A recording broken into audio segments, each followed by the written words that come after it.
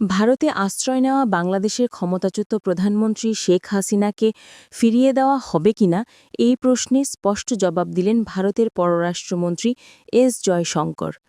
নয়াদিল্লিতে হিন্দুস্তান টাইমসের লিডারশিপ সামিটে তিনি বলেন, শেখ হাসিনার ভারতে থাকা এটা সম্পূর্ণ তার নিজের সিদ্ধান্ত। বাংলাদেশের ছাত্র জনতার অভ্যুত্থানের পর গত বছরে ৫ অগাস্ট দেশ ছাড়েন শেখ হাসিনা।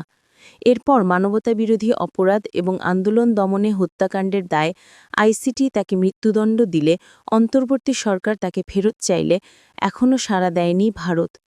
জয়শঙ্কর বলেন, শেখ হাসিনা বিশেষ পরিস্থিতিতে ভারতে এসেছেন এবং সেই পরিস্থিতি তার সিদ্ধান্তকে প্রভাবিত করেছে।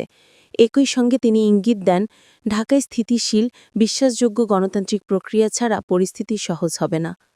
ভারতীয় পররাষ্ট্রমন্ত্রী বলেন, বাংলাদেশের আগের নির্বাচনগুলো নিয়ে অভিযোগ ছিল। সমস্যা যদি নির্বাচন হয়, তাহলে প্রথম কাজ হওয়া উচিত একটি সুষ্ঠু নির্বাচন আয়োজন করা। দ্বিপক্ষীয় সম্পর্ক নিয়ে তিনি আশা প্রকাশ করেন যে গণতান্ত্রিক প্রক্রিয়ায় জনগণের সিদ্ধান্তই ভবিষ্যতের সম্পর্ককে পরিপক্ক ও ভারসাম্যপূর্ণ করবে।